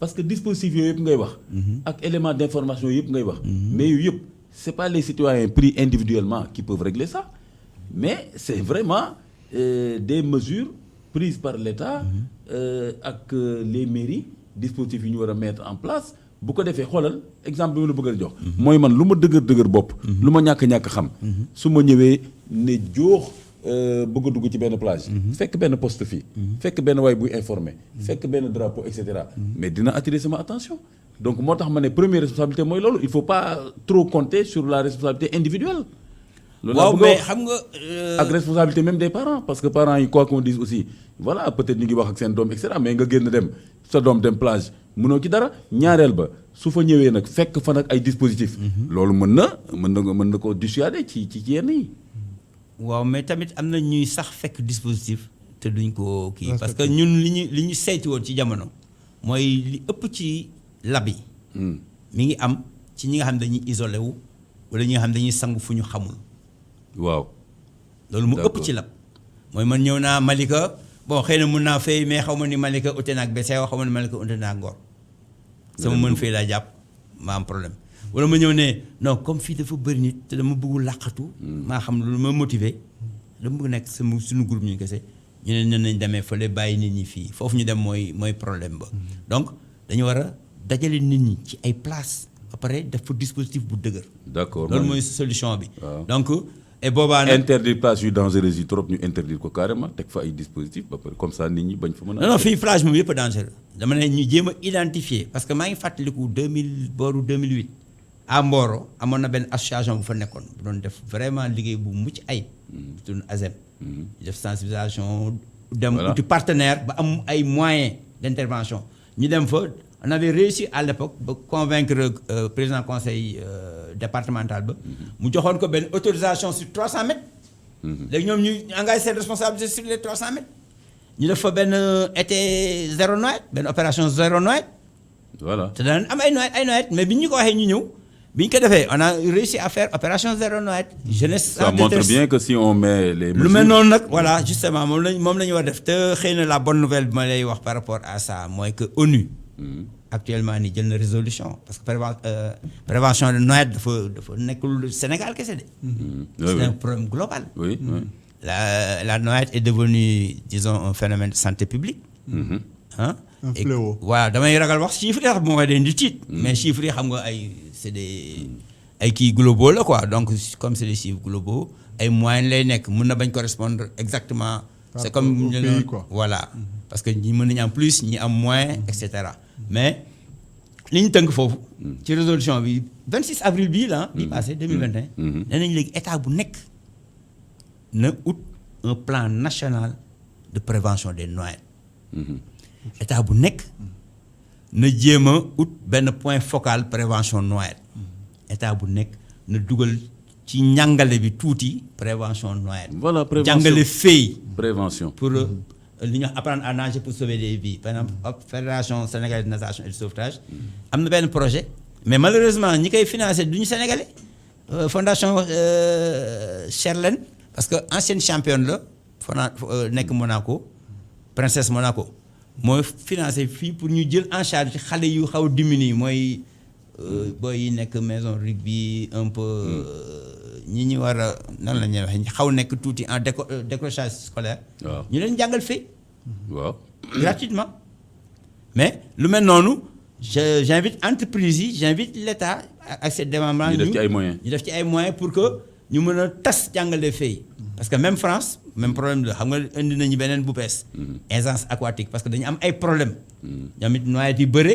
ñu ne kon ñu ni jàngatuñu fay léegi nañu indiwaat beneen forme jàngal fay bu gën a wàcc ci suuf. parce que 2 ans la ba 7 ans xaw ma ba 6 ans. d'accord donc mbiru jàngale fay moom. mooy premier moyen de prévention des noyades. D'accord. Donc projet apprendre à nager pour sauver des vies bu fédération maa ngi invité peut-être que maa ngi def publicité. que ñu jàpp ci. pour que ñu mën ko vulgariser publicité éveil kii la. voilà pour ñu mën a tasaare jàngale fay ci plage yi nga xam ne dafa normal. ñu ut ay bénévole parce que loolu mooy rôle société civile aussi. Le mouvement associatif. mais Ndiawar mën nañ ci sama xalaat bu gàtt mën nañ sax créer emploi. ñu ngi nii naan créer emploi. Voilà. Mais il y a tellement d'emplois qu'on peut créer pour des emplois communautaires de surveillance de la plage et de formation. D'apprentissage de natation. Il y a beaucoup de choses qu'on peut faire Absolument, avec ça. absolument. Kon nag vraiment. Actuellement, il y a presque ay 100 ou plus de centaines d'enfants jeunes qui ont été formés yi nga xam ni liggéeyuñu parce que maire de Dakar jël na maire de Saint-Louis peut-être ak xëy na benn ñaar yeneen yu ma mënul tudd tax xëy na xaw ma leen mais ñu si ëpp jëluñu personnel quoi donc il faut penser à jël si personnel. Là, je pense que c'est def nañ survol vraiment question bu complexe la mais li am solo daal mooy man li ma dégg ci la parole de l'expert mooy que ni des solutions sont là il y a des dispositifs à mettre en place il y a une éducation n'est-ce pas de façon générale une éducation nu mu tuddati culture de plage voilà de façon générale mu ngoog à développer la ngay xàmmee voilà la ngay comporter woo et que voilà état bi nañ gën a def tam ay moyens ak des mécènes et cetera ay fondations et cetera ñu gën a appuyer la communauté de base les associations les formations mairie itam gën ko jox yitte et cetera je pense que daal les solutions sont là léegi justement quelques minutes yi ñu dese noonu mais imam léegi Pape Birame Sarr léegi kon ci li nga jot a dégg expert bi wax ko sur le plan technique côté kon des solutions sont là même cause itam on les a identifié les responsabilités kon léegi yow lan mooy nekk sa message bi nga joxe te particulièrement même imam yi ak pères de famille yi am nañu des messages yu ñu leen war a adressé par exemple tey yow ban message ngay adressé en tant que koo xam ni tey mën nga wax ni tey toogal nga fi kàddu l'islam ci lu mel ni ak expert bi li nga dégg mu wax ko alhamdulilah ala kulli xaal xanaa di ko santaat rek di ko gërëm di wax ni parmi les causes identifiées gis naa si aussi y a l'absence de port de gilet de protection bien vrai que dinañ natation la à la plage ainsi de suite mais comme ñun bi nekkee xale gis nañ ni chambre à air yi daana dimbali ñu bëree bëri c'est un moyen de protection contre les noyades bon ma dellu siwaat rek comme ni ko imam waxee maa ngi gën a insister sur l'éducation islamique xam nga jullit bi boo xasee ba defar ko ba mu nekk nit ku baax un homme quasi parfait da koy sauver yu bëree bëri du dugal loxoom si lu ne damay dellu soit toujours si yar li si gën a yittewoo na nekk spiritualité defar nit ki defar ko parce que sénégalais dama koy faral di wax amuñu problème mu kaay baax ñu baax problème mu gis un leader comme Ndiawar mu informer leen si domaine bu mu mën di doon teg leen ci ay raay ñu nekk ci et puis voilà mu nekk une solution pour tous pour cela man appel bi may def aux parents mooy ñu gën a sonne rawat na les vacances si occuper xale yi parce que problème yi ñu am oustaz bu ma dellu soité si responsable mooy xale moom li naan la nature a horreur du vide soit da nga koy tegal programme wala mu wutal boppam programme lii rek la wala ay moromam wutal ko programme mooy voilà donc ay moromam wutal ko programme mi ngi dépendre si moom liberté bu mu am pour cela li ñu war si sunu njaboot dafa bari en tant que ay jullit si tënk rek bari na tey boo demoon ci plage boobu tàllal sa micro di fa laaj faratay njàpp 70% yi nga fay fekk duñ ko xam te sunu rôle la ñun waajur waxaguma nag julli te xam ngeen ni julli yàlla def ni wa'mur ahlaka bis salaati wastabir alayha c'est un devoir pour chaque parent mu fexe bay digal ak njabootam yu julli ak conséquences yu si man di am ndax julli mooy li nga xam ni mooy génne nit si yu bëree bëri inna salaata tanha anil fahshaay wal munkar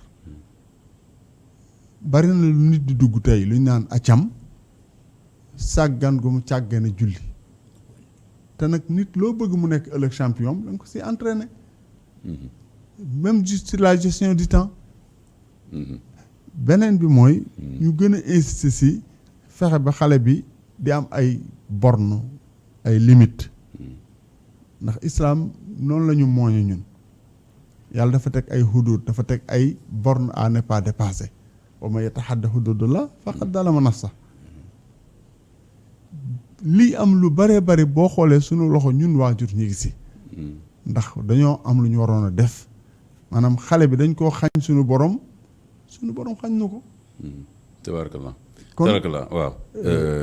waaw tabarakallah kon imam Pape Birama Sarr kon comprendre nañ message bi na parents yi gën a dellu si ci wàllu responsabilité mais de façon générale état bi mairie yi parents yi ak toutes les composantes de la société nañ dellu si waat ci côté responsabilité côté gën a encadrer xale yi parce que xale yi moo gën a tax sax tey jii ñuy wax te xale yi justement quelque part dañ leen bàyyi ak seen bopp man souvent damay wax ni du ma bokk ci ñiy accabler xale yi tout le temps parce que lan lañ leen defal c'est ça bu xale yi déconné rek man chaque fois dama naan ana mag ñi donc moo tax man souvent doo ma dégg may accabler xale yi moo tax tey ma insister sur la responsabilité voilà donc responsabilité c'est important donc léegi voilà vraiment Ndiawar est-ce que am nga une minute boo mën a joxe un message rek comme ça dernier message c'est juste par rapport ak li ma wax léegi nii c'est la résolution de l'ONU ONU dafa décréter le 25 juillet inchallah 25 juillet waaw de chaque année comme étant la journée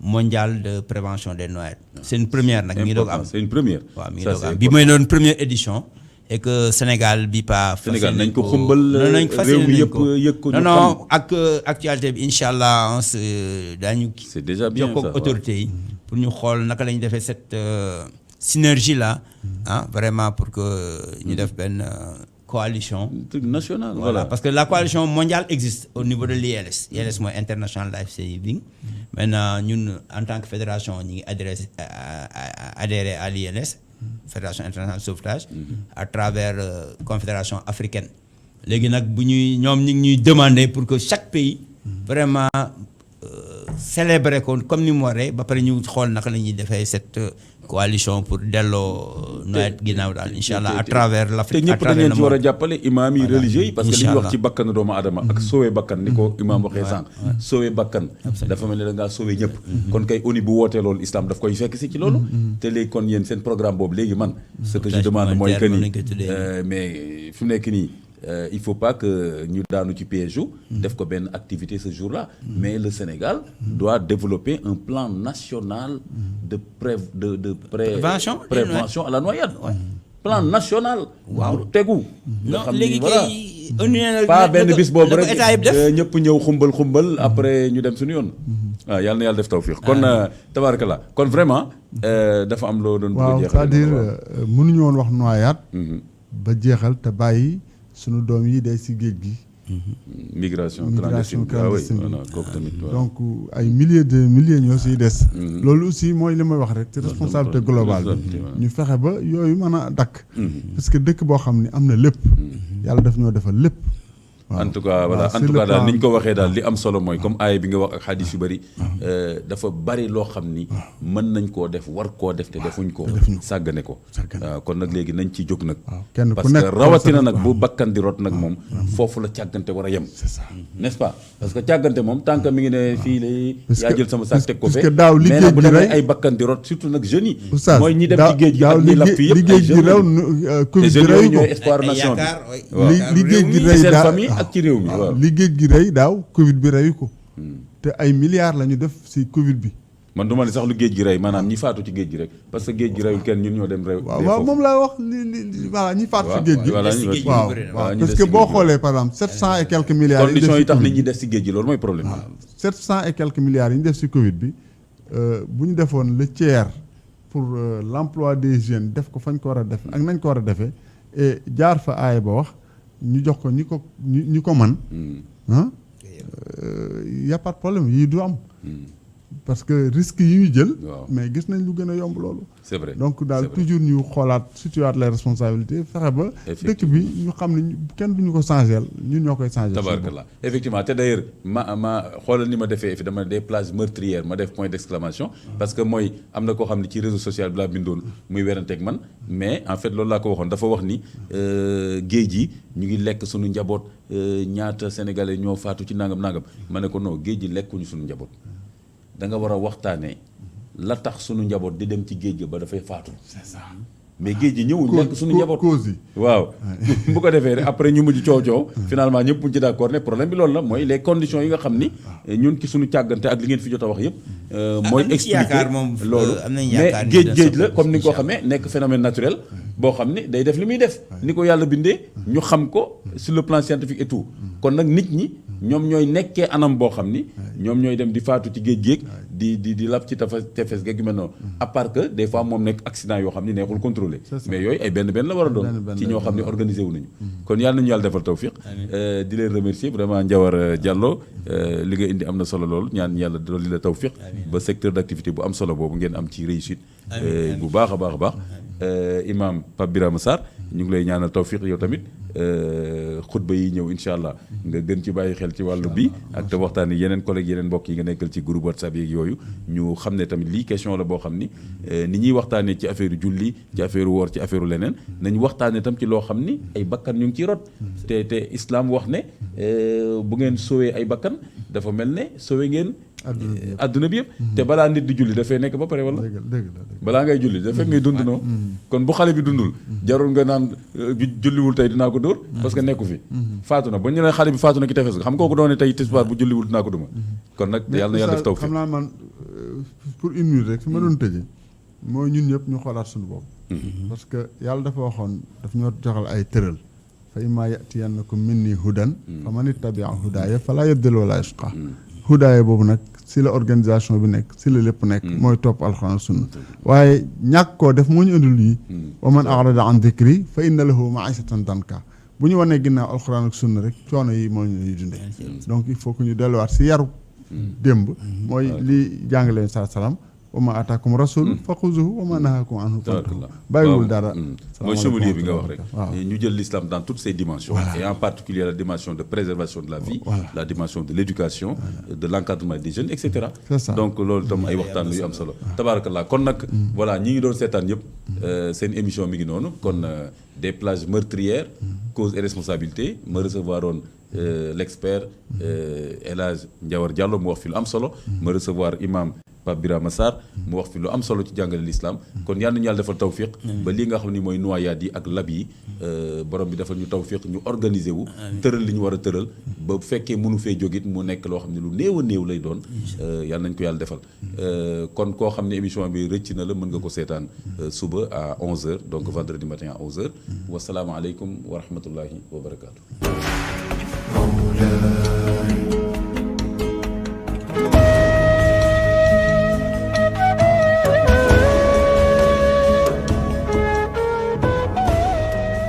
Càmbar si diine sur ITV.